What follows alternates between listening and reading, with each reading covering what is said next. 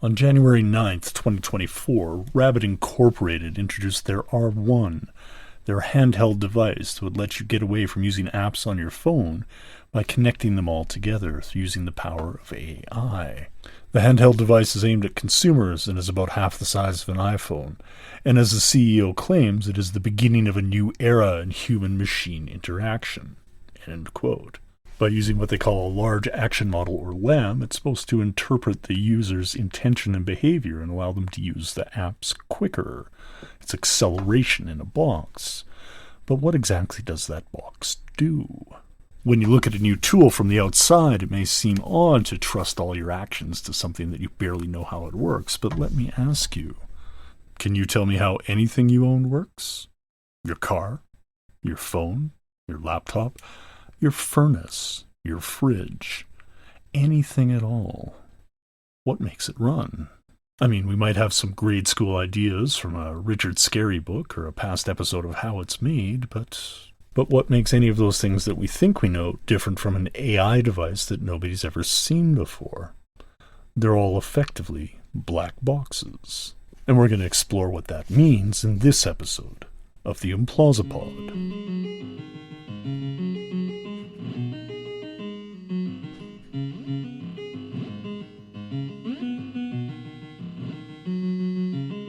Welcome to the Implausipod, a podcast about the intersection of art, technology, and popular culture.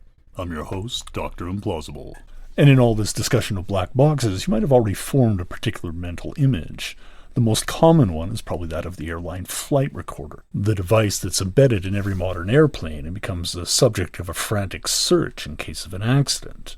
Now, the thing is, they're no longer black, they're rather a bright orange, much like the Rabbit R1 that was demoed. But associating black boxes with the flight recorder isn't that far off, because its origin was tied to that of the airline industry, specifically in World War II, when the massive amount of flights generated a need to find out what was going on with the planes that were flying continual missions across the English Channel. Following World War II, the use of black boxes expanded as the industry shifted from military to commercial applications. I mean, the military still used them too. It was useful to find out what was going on with the flights, but that idea that they became embedded within commercial aircraft and were used to test the conditions and find out what happened so they could fix things and make things safer and more reliable overall meant that their existence and use became widely known. But by using them to figure out the cause of accidents and increase the reliability, they were able to increase trust, to the point that air travel was less dangerous than the drive to the airport in your car, and few, if any, passengers had many qualms left about the safety of the flight. And while this is the origin of the black box, in other areas it can have a different meaning. In fields like science or engineering or systems theory, it can be something complex where it's just judged by its inputs and outputs.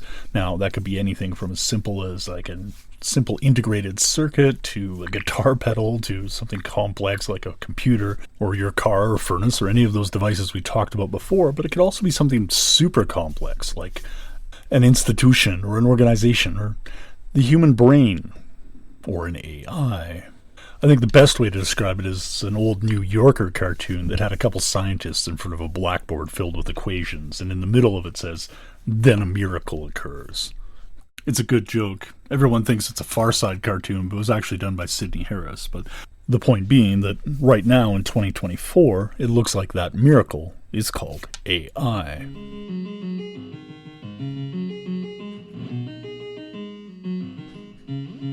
So how did we get to thinking that AI is a miracle product? I mean, aside from using the LLMs and generative art tools, things like DALL-E and Sora, and seeing the results. Well, as we've spent the last couple episodes kind of setting up, a lot of this can occur through the mythic representations of it that we often have in pop culture.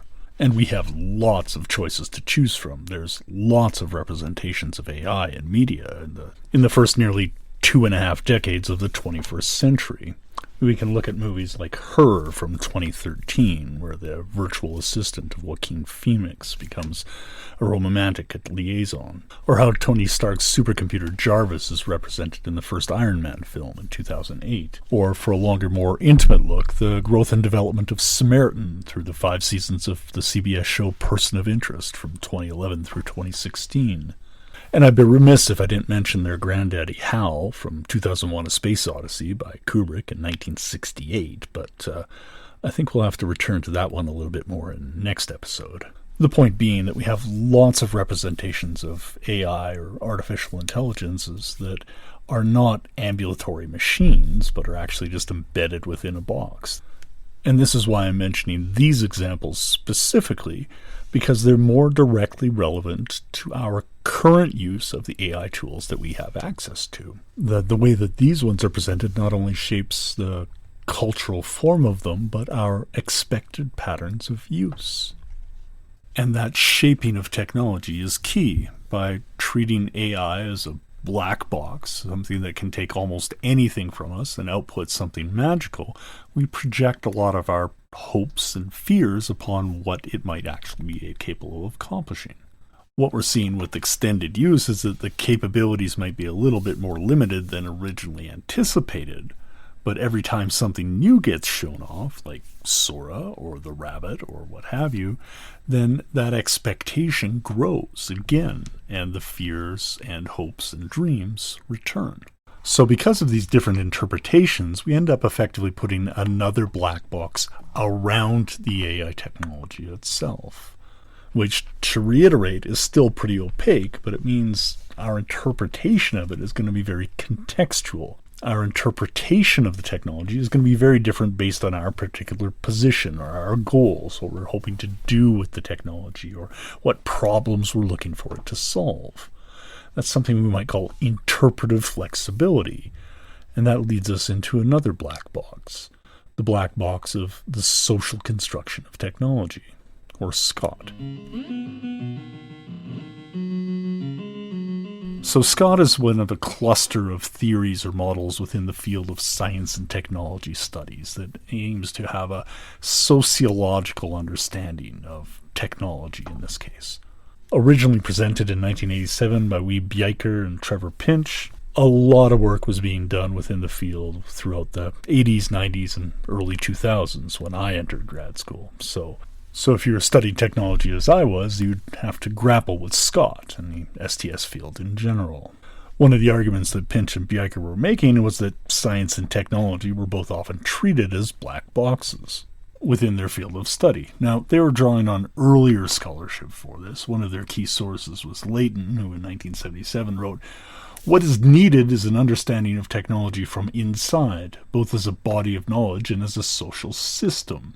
Instead, technology is often treated as a black box, whose contents and behavior may be assumed to be common knowledge." End quote. So whether the study was the field of science, and the science itself was irrelevant, it didn't have to be known, it could just be treated as a black box and the theory applied to whatever particular thing was being studied, or people studying innovation that had all the interest in the inputs to innovation but had no particular interest or insight into the technology on its own. So obviously the studies up to 1987 had a bit of a blind spot in what they were looking at.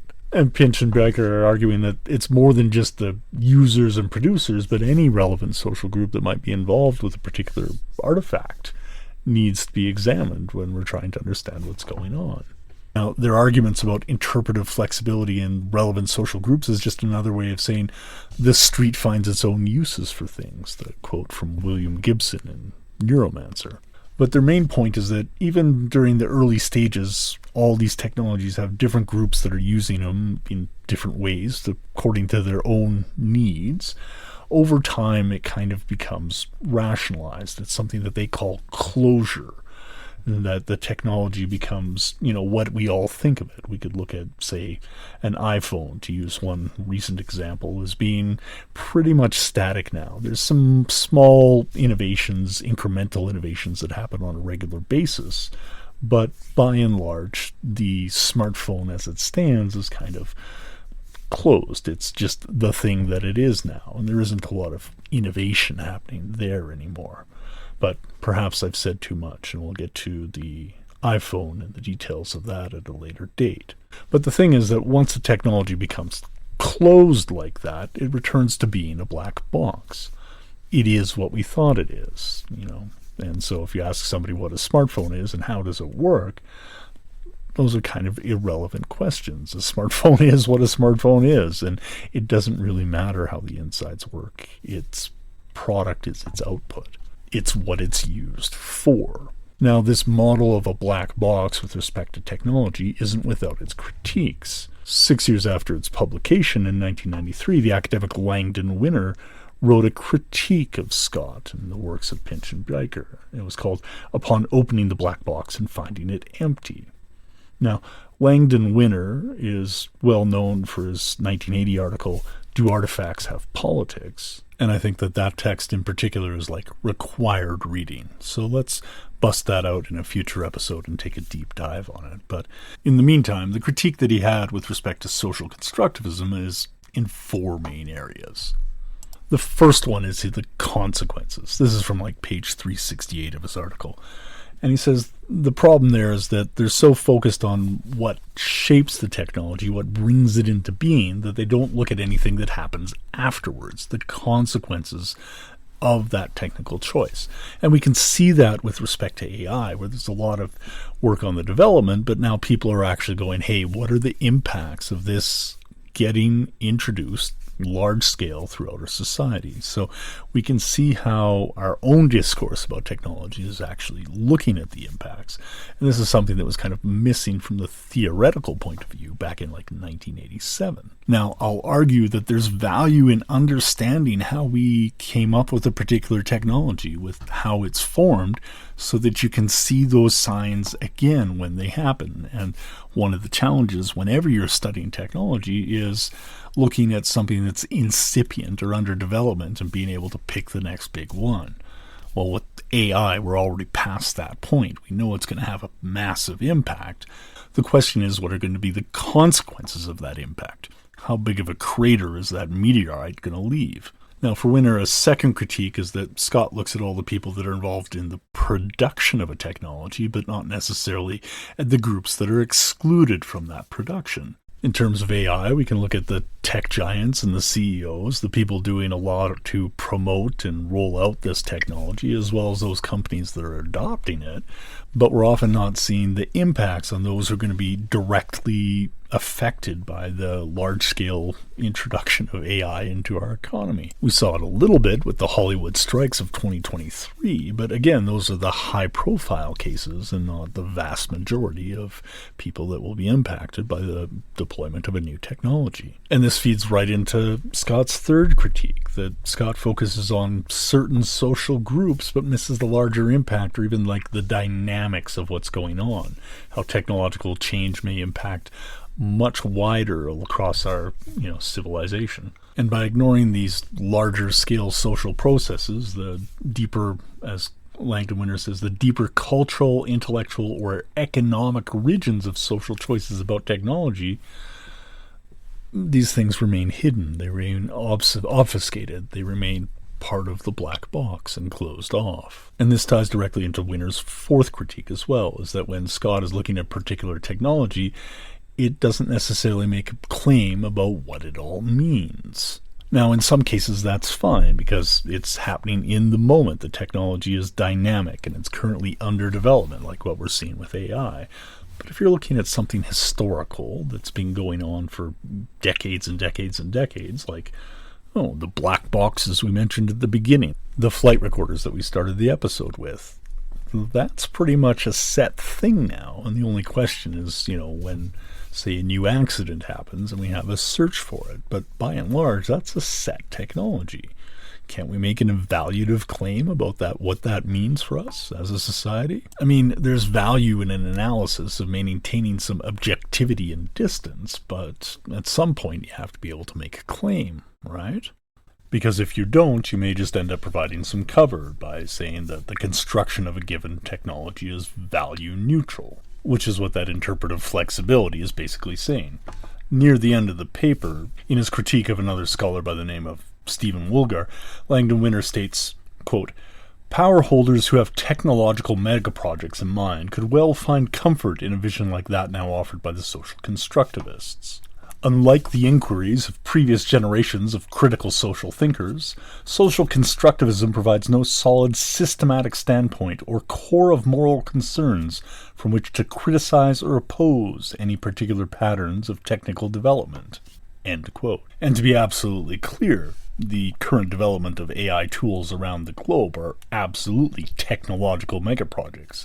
We discussed this back in episode 12 when we looked at Nick Bostrom's work on superintelligence. So as this global race to develop AI or AGI is taking place, it would serve us well to have a theory of technology that allows us to provide some critique.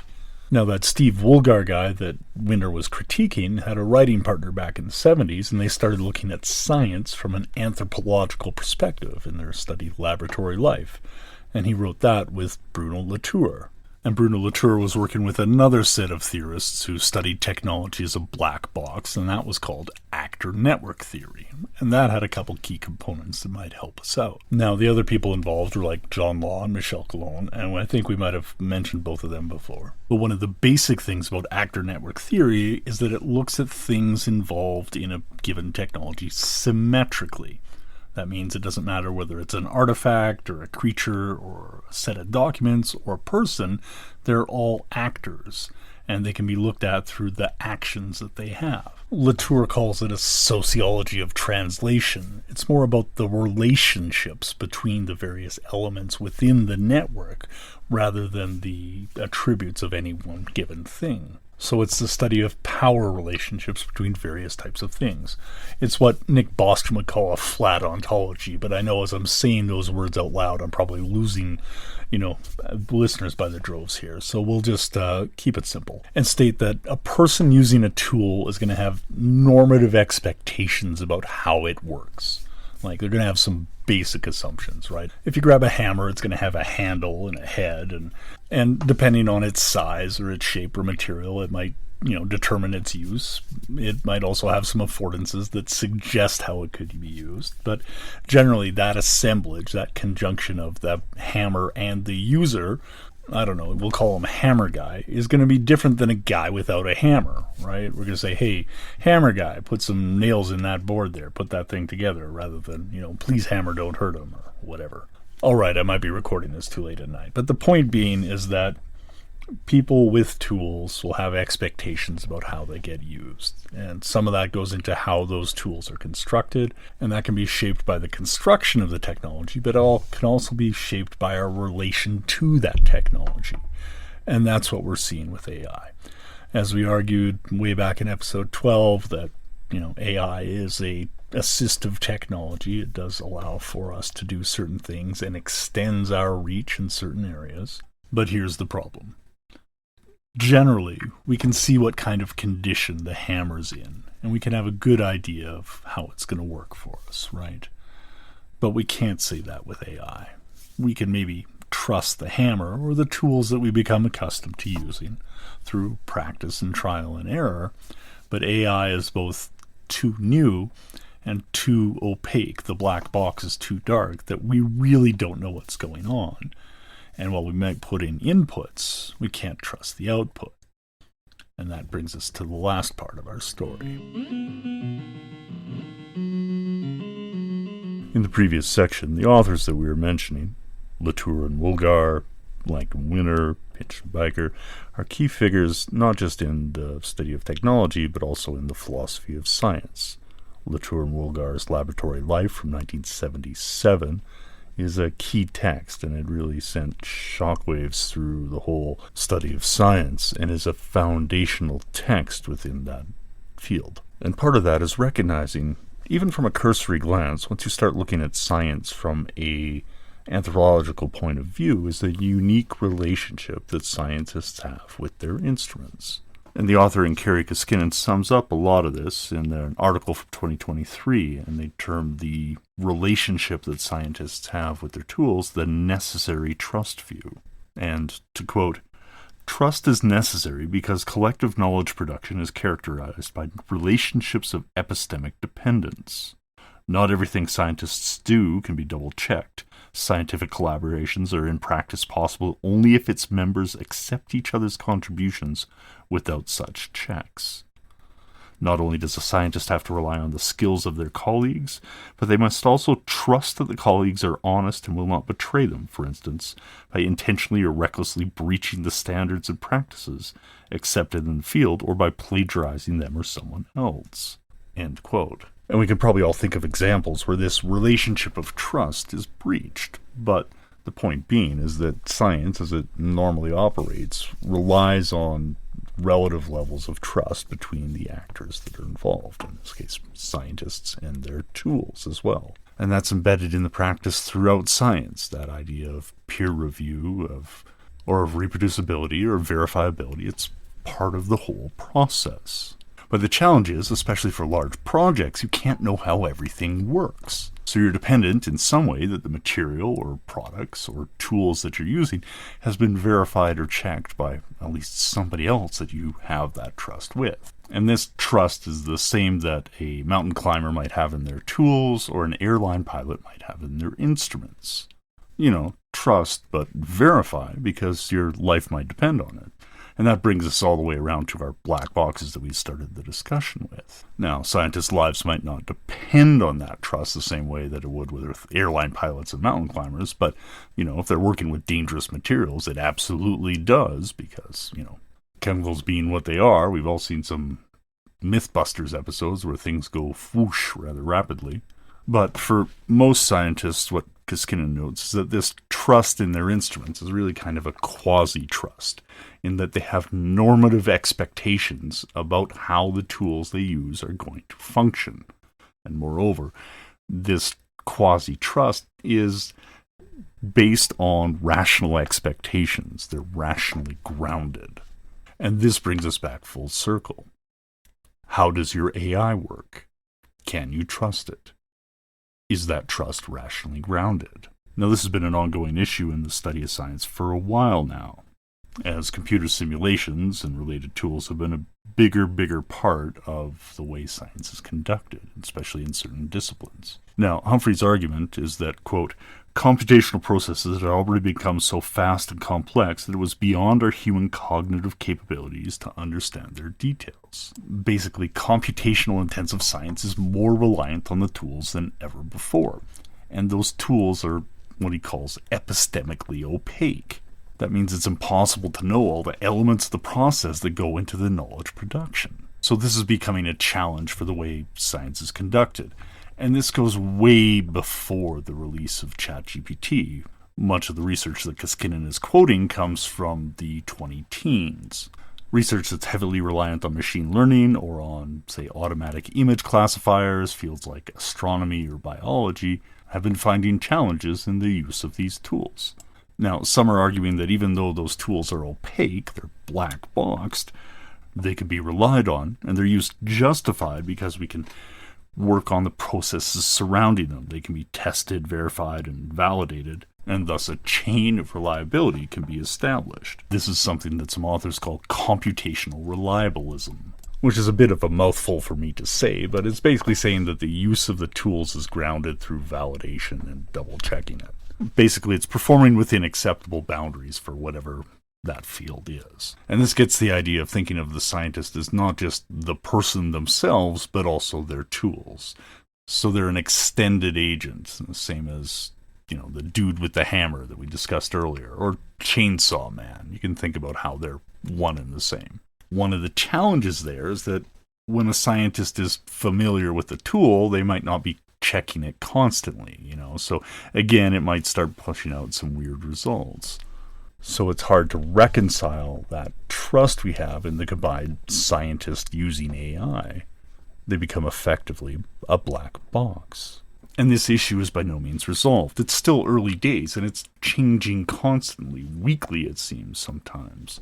And to show what some of the impacts of AI might be, I'll take you to a 1998 paper from Martin Weitzman. Now, this is in economics, but its paper is titled Recombinant Growth. And this isn't the last paper in my database that mentioned black boxes, but it is one of them. What Weitzman is arguing is that when we're looking at innovation, R&D or knowledge production is often treated as a black box. And if we look at how new ideas are generated, one of those is through the combination of various elements that are already existing. if AI tools can take a much larger set of existing knowledge, far more than any one person or even teams of people can bring together at any one point in time, and put those together in new ways, then the ability to come up with new ideas far exceeds that exists today. This directly challenges a lot of the current arguments going on around AI and creativity, in that those arguments completely miss the point of what creativity is and how it operates. Weitzman states that new ideas arise out of existing ideas in some kind of cumulative interactive process, end quote.